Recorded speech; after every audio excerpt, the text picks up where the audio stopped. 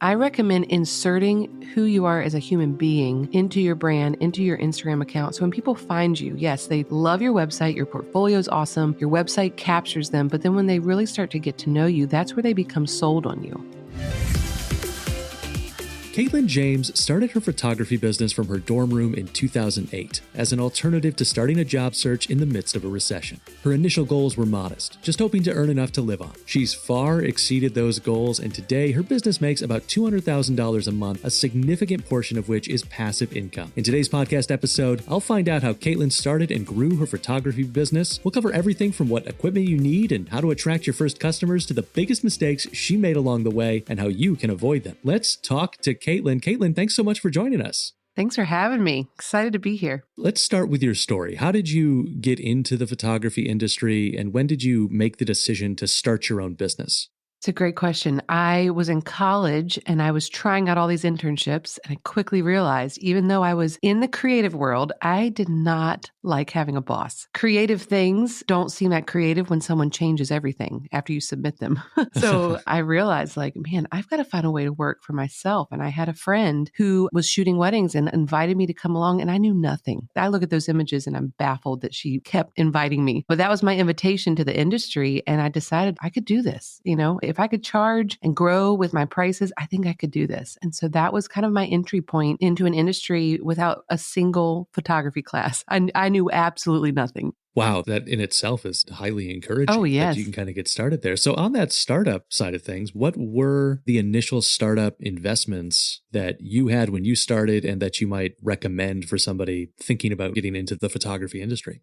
The initial startup, it's actually the barrier to entry in the photography world is pretty low. At the time, I was using a $750 camera with some other gear purchases and a website. It was around $2,000 to start the business. And so it was so minimal. When you're just getting started, expectations are a little bit lower, your prices are lower. And so even now, when I meet with people and we have all these students, I tell them, this is a beautiful industry to enter into if you don't have $15,000 to $100,000 lying around. You don't need that to get into this field.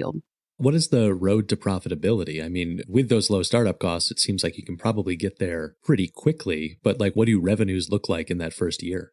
For us, I should say for me, I was a one-woman show back then, but I was in the teens my first year as far as profitability. But that was because I was also purchasing lenses that I didn't have to have, but I knew that I wanted them. And I was a college student that kind of had some help with some of my bills. And so that was the time to spend what I brought in and reinvest. But for a lot of people, you can see profit within your first 6 months if you are able to just keep using the gear you have without making constant enhancements and improvements to that part of your business. But it doubled the next 3 years and then started tripling every year. So, it's pretty quick because you think it's your time and it's your effort that you're really expending more than, you don't have to have an office. You don't have to have a meeting area with clients. None of that is required to start this. How does that compare to your business today? What are the revenues looking like? And I guess kind of the further question is, what is the structure of your business and what are the profit margins you're seeing now? Well, it is definitely different. This business has kind of taken on a second business underneath its umbrella of Katelyn James Photography. So I am a wedding photographer, charging $10,000 to $12,000 per wedding. But in 2015, I started educating. 2008, I started educating for free. In 2015, I started basically creating larger products and larger resources and monetizing, this audience of photographers. So we're at the $200,000 a month mark. Now, that is not all profit. Obviously, it's a business, but a large majority of it is. And that's because we sell digital products online, which is, the most expensive thing for us are running ads and hiring videographers so that they're professionally done. But the profit margin is still, it's unbelievable. So very different than starting with a camera in my dorm room. I'm constantly amazed that it has grown to this.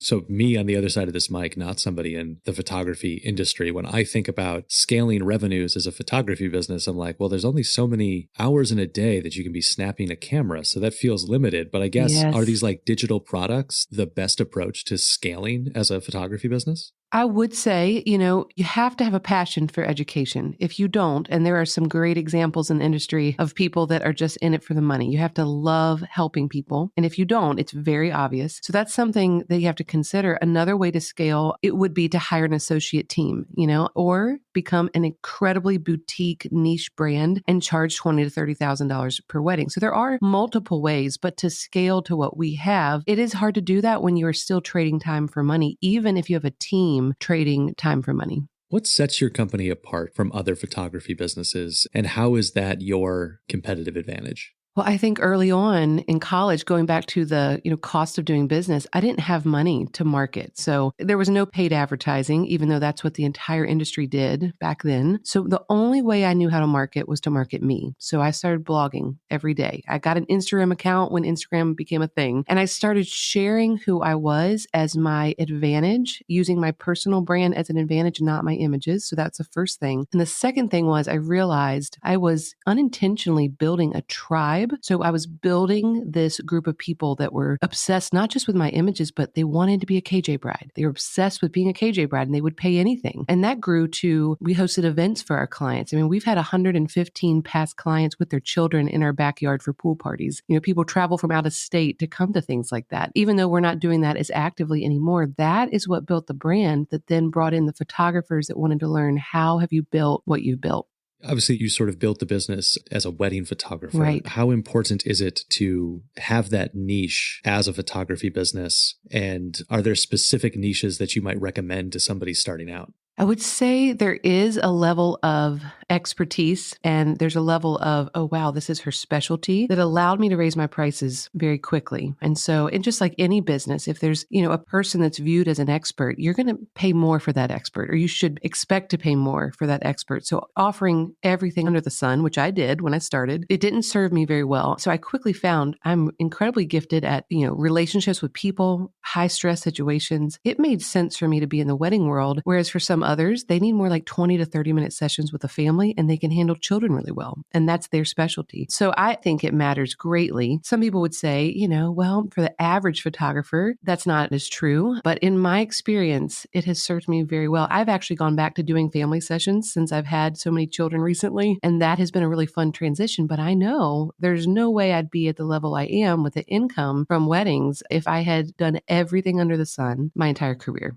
Quick note for our listeners that if you've been enjoying what you've been hearing on this podcast, help us grow our audience and keep providing quality, informative business content by leaving us a review wherever you're listening to this show. Katelyn, what's the biggest challenge of starting a photography business, and how did you overcome that challenge? I would say the biggest challenge depends on your personal strengths. I've seen a lot of our students, they struggle with posing and human interaction. That can be very hard for some people. That was not my challenge. My challenge was I had no formal training. And at the time, there was nothing online to learn from, to find the style that I wanted. There were no courses. There were no trainings. There were no webinars. That wasn't a thing. So my biggest hurdle starting was learning the technical side while also learning the business side. And I think for me, my advantage was that I was so good with people and I made them feel confident and very comfortable that was marketing for me, even though my images were not that amazing to begin with. So someone that struggles with all three areas, technical shooting, understanding light, and people skills, they're up against a lot. And so I think for me, because one of those things came naturally to me, it gave me some space and margin to be able to master the technical side. And I did that by incredible amounts of trial and error.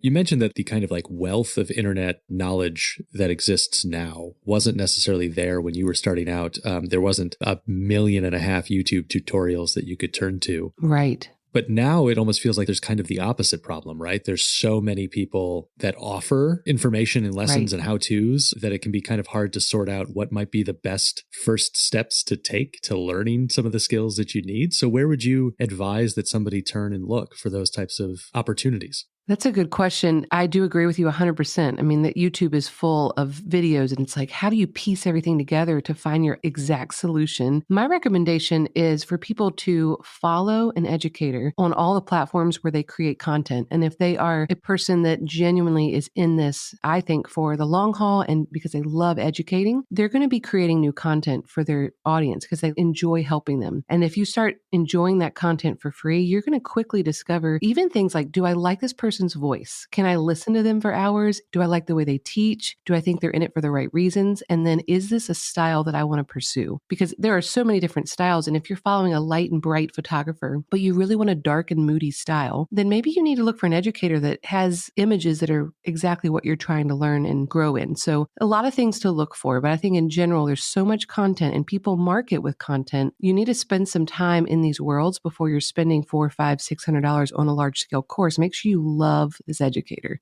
In terms of learning as well, there's obviously so much to learn in terms of stylistic things to do with your camera, how to achieve different looks and those types of things. But right. Beyond those skills, what other skills do you need to be successful in this industry? Well, you have to be at least somewhat of a business owner. And that's a struggle for so many creative people. A lot of creative people were not gifted with creative minds and artistic minds and business minds, which I think that's why our market in our industry is so great, is because there's all these creative people and their brains work in one way, and spreadsheets, are the death of them. They hate them. They don't understand how to crunch numbers. They don't understand what profit and loss is, and they have no background in that. But if you want to be profitable, you have to find a way to be a creative. And also, at least at the beginning, before you can outsource everything, you have to have enough passion for your craft to dive into the parts of your business that seem miserable to you. And I was able to find a way to make the miserable parts not so miserable, and I thrived in them. And now that my business has scaled and all of that is off my plate, I'm like, I can't believe I did that. Like, that seems like a miracle that I made it through the business side, because I am truly a creative at heart.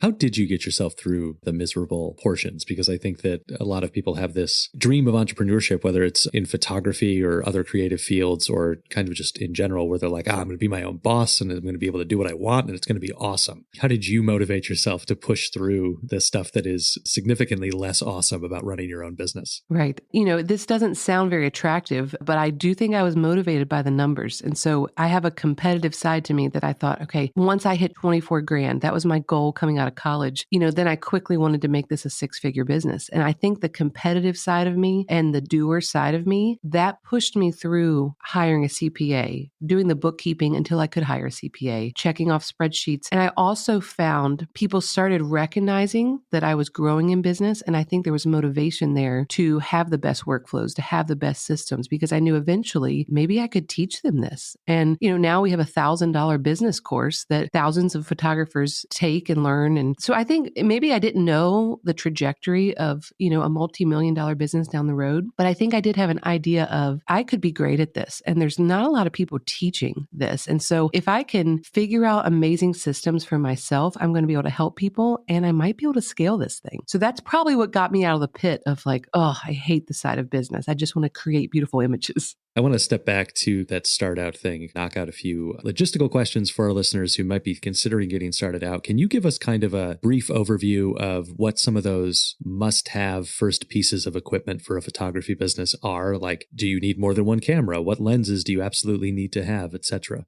That's a great question. I recommend having a camera that it doesn't have to be full frame, but you do need to have the capabilities of completely shooting manually. Having a secondary camera is going to be important, especially as soon as you jump into the wedding world where, if you show up to a family session and your camera craps out on you, it's not the end of the world. You can reschedule 3 days later if you need to. But a wedding day, there's no forgiveness. And so you do need a second camera if you're going into that world. I recommend a starter prime lens. I think it's a great way to learn about aperture, and then having a laptop that is fast enough to run Lightroom, and then a Lightroom membership with Adobe to be able to have an editing program. So there are little things like a card reader, an external hard drive, and then there are some more kind of intangible things like a website and liability insurance. But overall, can you shoot a wedding with 2 lenses? You definitely can. And we recommend our brand new photographers to rent these lenses. Don't spend $3,000 on something, just rent them, see what you like. Maybe you don't even like weddings. You don't want to buy a macro lens if you're not going to shoot weddings. So those are some of my recommendations. Once you got the gear or a plan to rent some of the gear, how do you get those first customers? That is like the $1 million question. How do you get people to pay? For me, my advantage was starting in college. So I started doing headshots for the theater department. And then I, basically did my first wedding for next to nothing. And, what do you do a lot of times when you're leaving college? Well, a lot of these friends are getting married. And so that was my shoe in, but not everyone has that. And I recommend, there are a lot of people who have horrible wedding photos. So if you're trying to become a wedding photographer, the first thing you have to do is start talking about yourself as if you were already in that role, and then offering to do shoots and practice with some of your friends that had horrible wedding photos. I mean, especially in your 20s or early 30s, if you have friends that still fit into their wedding attire, the more you practice and produce images, the world doesn't need to know that those were not paid. I did a lot of that. I did a lot of shoots that looked like, wow, she's thriving in business, but I made no money from those shoots. It was just to practice and just to make me look way more legit than I really was. You kind of came into this right at the dawn of the Instagram presence and the importance of that in the world of many businesses. Can you talk about how you went about building that reputation and brand awareness and what you might recommend for somebody who's attempting to do that as a photography business? I mean, there's so many ways to approach this, and the social media world is changing faster than it ever has. So what I would tell someone to do 9 months ago, I'd probably suggest some different things. But in general, I recommend inserting who you are as a human being into your brand, into your Instagram account. So when people find you, yes, they love your website, your portfolio is awesome, your website captures them. But then when they really start to get to know you, that's where they become sold on you. And the more that you can allow people to see that you're a human, you're not just a photographer, the more a human connection and trust is formed. And trust is the number one leading source to value. And so if you can grow trust, how can we do that in a world that's oversaturated? Well, you have to let people into your life at least a little bit. The days of being a photographer that could just show pretty images and build an amazing business, it's very, very hard to do that. I could do that back in 2008 because there wasn't an overabundance. It wasn't an oversaturation problem. But now that there is, it's even more vital that you market with who you are and not what you can create. How do most of your customers find you today? You know what? That's a great question because we don't do any marketing except that I blog everything that I shoot, just like I did back in the day. But I'm only shooting 4 weddings a year because I have almost 4 children. I'm 36 weeks pregnant. Wow, congratulations. Thank you. And they're all under 5. So our life is crazy. And, we just started a school for our kids, for entrepreneurial kids, and we have way too much demand in other parts. So I'm not shooting that much. The reason we're still finding clients to book 4 weddings at, $10,000 to $12,000 is because of the community and the tribe that we have been establishing for a decade. And that's the beauty of growing a business that's been marketed well for a decade. I've stopped marketing and I'm still booking. Do you market the educational side of the business as well? Yes. And we do that through free content every week. Our biggest source of referrals and finding new photographers that need help is through YouTube. We started a couple years ago and have grown a channel to 70,000 and continually create content over there. And that has been so cool because that's a different audience than what we had before. Before it was an Instagram audience, and that's still there. It's still very present. But YouTube is a great place for us to be able to just continually help people that don't have the money to invest in a course. So it sounds like the majority of the quote unquote advertising spend overall in the business is in content creation. Yes. As a lead generator. And I assume that that's because over time you determined that that was giving you the best return on investment. How did you kind of come to that realization, or did it happen naturally? Well, I started doing free training and education on my blog back in 2009, right after I started. I didn't even know what I was doing, but anything I figured out, I would share publicly. And at the time, I actually was ridiculed by old school photographers for sharing knowledge. Like, no one does that. That's not how you run a business. And now I'm sure they would disagree now that they see what has happened. So I launched my first course, the first time I ever asked people to pay for education, not just get it for free. And I made $170,000 in one weekend. And I realized, oh my gosh, that's 2 years of shooting weddings. Like, our life's going to change. And I realized the reason our conversion rate was so high was not because of our sales page or the ads we were running. It was because I had spent 8 years helping people for free. And that built up a level of trust. And that level of trust has not diminished over the last 14 years. It's only grown because instead of just charging, we are creating just as much as we're charging for free, creating content for free. You've had features in major publications like Brides Magazine. Can you tell us a bit about how those features came about and then how important that kind of feature and publicity can be to the business? It used to be a goal, to be in a bridal magazine. And it really was about the title and having the magazines in your office just for fun. But you really start looking at the marketing side, it's really probably better to be featured or interviewed through brides.com and through their Instagram account, and less so in like a printed magazine. So I think the landscape has changed in that world quite a bit, but it is a credibility booster to be able to say that you've been published. And I really think there are two different routes for photographers to go when it comes to marketing. You can go down the fine art, luxurious, work with high-end planners route to raise your prices. You can also go down the super personal, I'm building a personal brand route, and you're exclusive and you only take on 10 weddings, but you're really expensive. That's the route we went. So while yes, we have been featured in a lot of magazines, there's a whole world of luxury high-end weddings that we never went down that path. But if you are going down that path, then editorial features are a must. So you're not going to get hired by, the city's top planner if you can't prove that you've shot in an editorial way that's featurable. So I got these features through, random connections in the industry. At the beginning stages, I submitted a ton and did it myself. Now when I'm featured, it's because a planner did it for me. So it's kind of an evolution. This happens as your business grows and changes depending on what marketing path you want to go down. I'm curious about the required online presence for a photography business. Obviously, I would imagine things like Instagram are kind of must-haves as well, but also the website ultimately. What needs to be on that website? What are some do's and don'ts for a photography website? Well, I think your portfolio is where people are deciding if they can trust you. So it needs to be consistent in your edits and your quality. And I learned this late in my career, but you don't need 300 images in your portfolio. You need around 50. Honestly, some people would say you only need 20. And it needs to be curated well to show your full ability and to show your mastered style. But you need a great portfolio. And in my opinion, you need an about page that says more than just, I love coffee and my camera. Like, we need to fully get to know you. We want to know quirks about you. We want to know, how did you even get into this? We want to know who Katelyn is, not just that you have a camera. And that builds credibility and trust. And a lot of people get insecure and they won't go down the path of letting the world know them fully. But people who master letting people in with their about page, those are the websites that convert. So this is going to bring us to a section of our show that we call our Fan Blitz questions. These come from our YouTube community. To our listeners out there, you can go to youtube.com/upflip, join the community, and pose questions to future podcast guests. Katelyn, we're going to try and do about 5 questions in about a minute. Okay. Here we go. First up, what do you do with your profits? Well, recently we invested them into a micro school for our children. All of them. Incredible. If something happens to you, what happens to the business? I think legally my sister gets to carry it on for like 3 to 4 years and still make money even if I'm gone. I love it. If you could change one thing about your business, what would it be? I would make it more collaborative, less about me, so that there was some acquisition potential in the future. But that is a good lesson learned. If you were a potential customer, if you were starting out as a photographer, would you come to Katelyn James for learning? I would, because of the constant interaction we still have with our customers and our students. Last one here. If aliens were to take over tomorrow, how do you convince them to let you keep running the business? I would hope that they are aliens in need of really great portraits, I guess. I'm not really quite sure, but that's probably my first approach. Like, you don't want to get rid of me. I can take great pictures of you.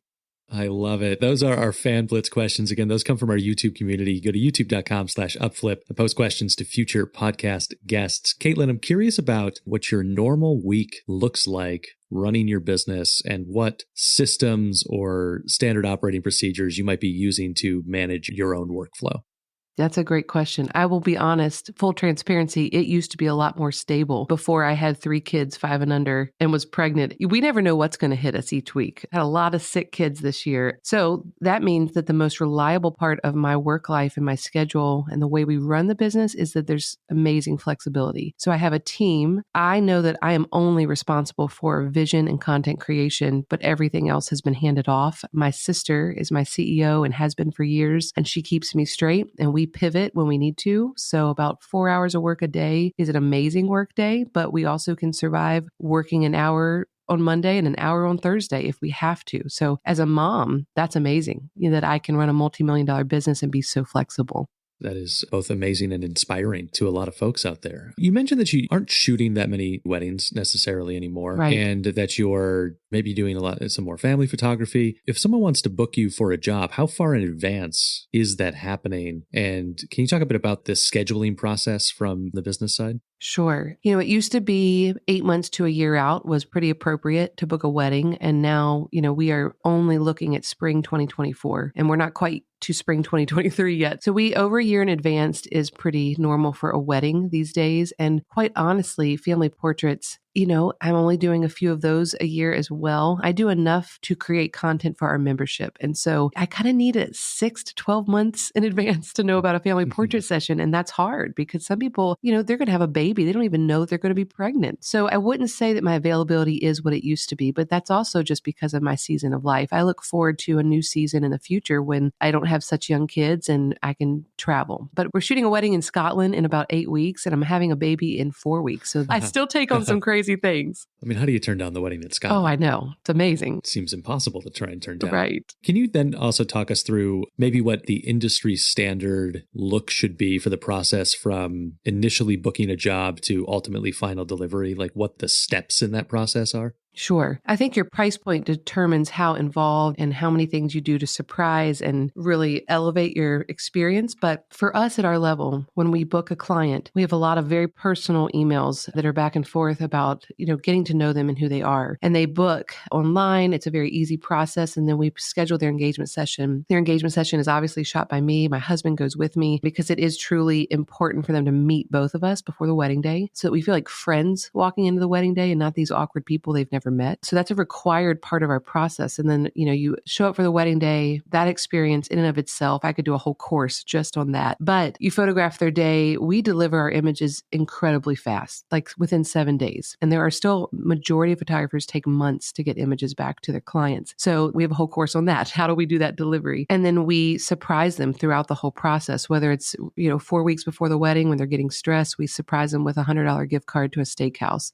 Right after their honeymoon, they come home and they have a huge canvas that was a gift from us from one of their best portraits. They had no idea it's coming. And things like that, surprising clients and being more than they ever expected. It's a general business concept. But when it's your wedding day and you have other vendors that may have stressed you out, it makes us look awesome.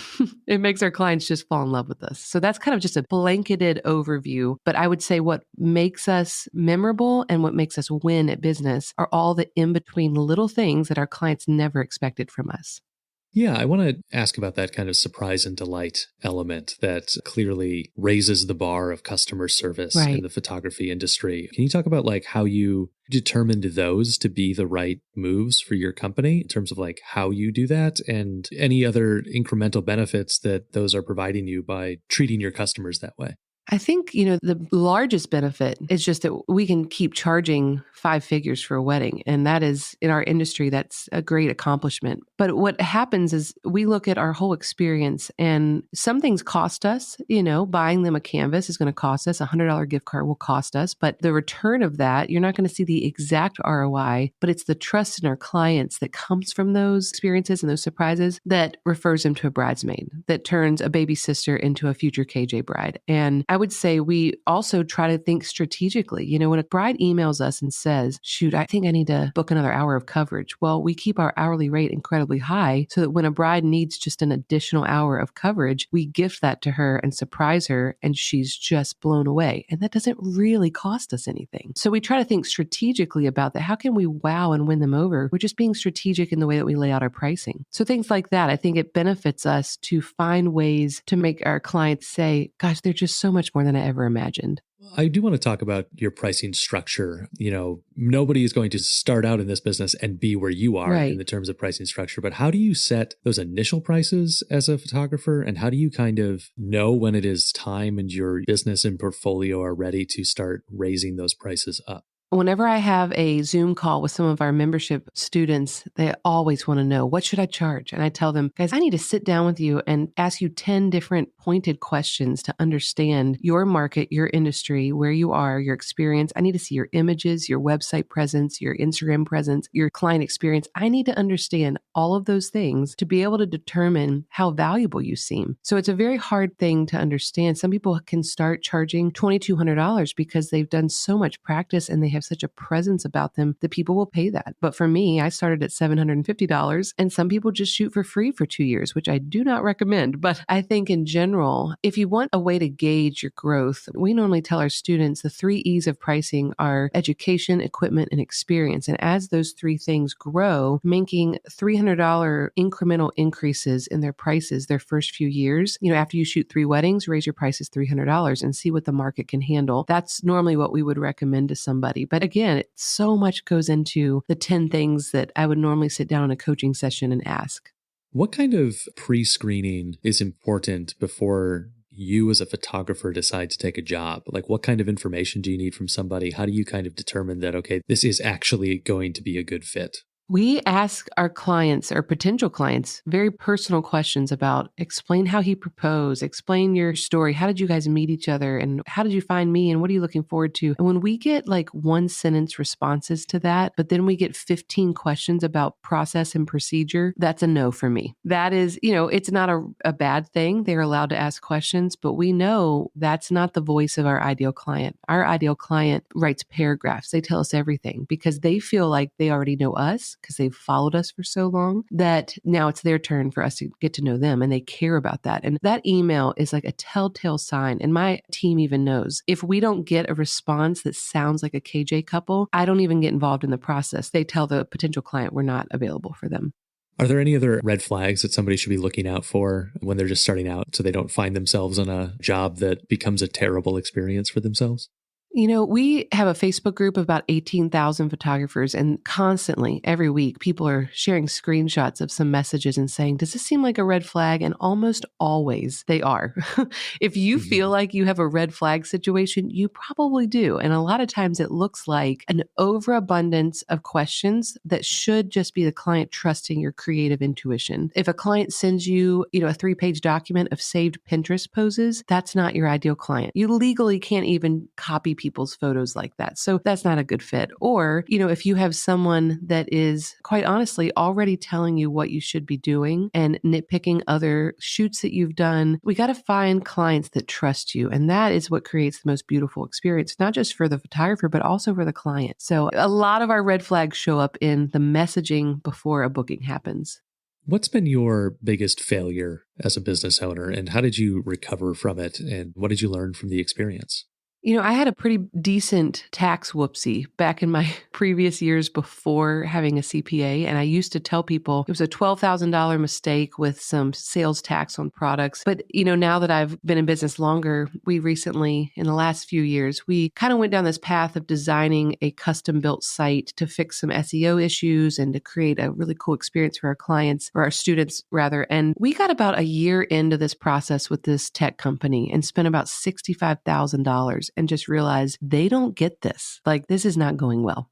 And recently have redone that project with someone different, and it costs us $7,000, and it's beautiful and it's almost ready to be released. So we realized, we really need to trust our intuition. We knew that was not a good fit, but we trusted a consultant and went with it anyway. And it wasn't right. It was a $65,000 loss for us. What about mistakes that you maybe see other photography businesses making, and what might you advise that they do instead? I think one of the biggest struggles in the industry, especially for newer photographers, is pricing and taking themselves seriously. It waters down the entire industry when we have photographers who don't recognize their value. And so they're shooting weddings for $500. And then there's photographers that are trying to support a family and they have a hard time charging over $3,000 because there's so many photographers that will not raise their prices. And they're staying in the $500 range and really not making any money, but they're not aware of it because they aren't business savvy. They're not crunching their numbers. And so pricing mistakes hurt everybody. So I see that happening. And then I see a lot of people who struggle for so long with so many issues. And instead of investing a couple $100 in a course that could transform their work, they spend 2 or 3 years trial and error trying to fix it themselves. And the normal lifespan of a professional photographer is 5 years. After 5 years, if they have not won in business, they're done. And so that's another reason we can continue being educators, is because the turnover is so high. And that's not a good thing for the industry. It could be viewed as a good thing as educators, but we hate seeing photographers give up on their dream. And a lot of times that's because they will not invest and let people help them in the journey. How big is the KJ team, and how did you find the right employees to join the team? Well, this is not a traditional answer, but I basically hired my entire family.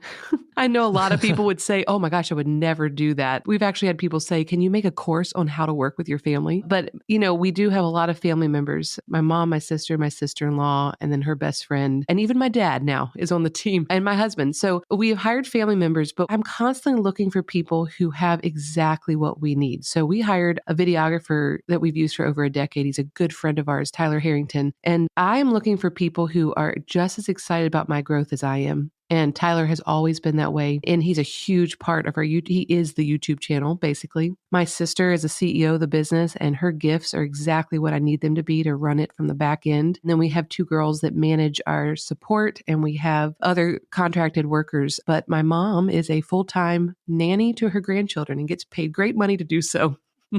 That's the dream, really, right Oh, it there for is. so many folks. That's so great. It is. What's the biggest challenge you've got now as a business, and how are you taking steps to overcome it? To be honest, it is figuring out what's next for me. I have a whole collection of products and I love teaching photography, but I also know that we have succeeded greatly in the digital marketing world. And I recently hosted a mastermind for several 7-figure business owners and high-level thinkers, and I just have loved it. And I don't think that's the future of my entire business, but I have been finding a new balance of being a photography educator, a very part-time photographer, and now pouring into high-level business owners that think like me. And so the greatest challenge is figuring out what does the next decade hold for me and what are the goals, because we have financially exceeded anything I've ever imagined. So I'm really focusing on creatively. I know if I follow where I feel led creatively, I will not be let down. But it's letting go of things that are still working that probably need to be let go of in order for me to find a new season. That's the greatest challenge. Now, I know you're looking into your own personal crystal ball there, but I'd love for you to look into your crystal ball on the photography industry and kind of talk about maybe what's next on that front. What kind of trends are you seeing now that could lead to a different future? I would say that the industry as a whole just went through a hurricane with COVID. Everyone lost jobs. Everyone wasn't shooting for several years. And so I feel like we're just getting ourselves back. And as an actual photographer, I think those that survive a possible recession and financial hardship, they're going to be in it for the long haul. And I think there's a lot of ways you can recession proof your business, but that is something coming towards us, coming towards everybody. But I also think as a photography educator, what I see on the horizon is that the photography industry as a whole, people are lonely. They feel like they're doing this by themselves. And besides meeting clients for shoots, photography can be a very lonely industry. And so for us as photography educators, we are trying to create what we already have, but with more community connection, with more one-on-one. How can we help people find friends in their area so they can meet up and do shoots together? How can we connect with them one-on-one, online with Zoom calls, coaching calls, threads? We're trying to find a way to get people more connected because ultimately, I think even the human race in general is trying to find a way to reconnect after the pandemic. And so we want to do that within our business. What's your number one piece of advice for someone who's just starting their own photography business? My number one piece of advice would be really, yes, you have to play some of the games of TikTok and Instagram and all the social media, but ultimately, no matter what platform you're on, you have to let people into your life. And if you're not super comfortable with that, then you're going to have to be okay with working extra, extra hard to get noticed and to have people get attached to you. If you let people in and you share your life, you share more than just what your camera creates, you will see growth. And it's going to take time, but you will see growth. Broadening out to all of the entrepreneurs and future entrepreneurs listening to the show, if you could pick the one thing that they take from this interview, what would it be? As I get older as an entrepreneur with more experience, I think my greatest passion is seeing people find what they were created to do and then find a way to make money doing it. And we have never lived in a time where it is easier to take your unique gifting and passion and make money from it. And that's my encouragement to the entrepreneur anywhere, is that this is a season where there's, the opportunity is endless. And if I can take a photography journey with no professional education or experience ever and turn it into a multi-million-dollar business, then think about whatever knowledge or passion you have and what is possible with that. I love telling people our story and seeing them realize like, oh my gosh, this could happen to anyone. What's your favorite business book and why? I love Seth Godin's book, Tribes, because it is the foundation of how this entire business functions. And it is tiny. You could read it in an hour. And it is honestly, my husband read it to me because I'm not the best reader. He read it to me on vacation and I realized, oh my gosh, that's what I'm doing. I have created my own tribe. And because of that, that is really where my education started from, is reading that book and recognizing I could teach this. And so thanks to Seth Godin, he'll never hear this, but thank you to him. Where can people learn more about you and KJ Photography? You can follow us on Instagram and YouTube. That's where you'll get new content consistently. And then through those venues, we are constantly giving ways to connect through our email community and KatelynJames.com. That is going to do it for this episode of the Upflip podcast. To our listeners, you can find more advice on starting a business the right way on the Upflip Hub, or check the listings on our website to find a business that's already up and running and ready to start making revenue. And remember, if you enjoyed this podcast, please leave us a review and a rating wherever you're listening to the show. Katelyn James of Katelyn James Photography, thanks so much for joining us. Thank you for having me. It was a blast.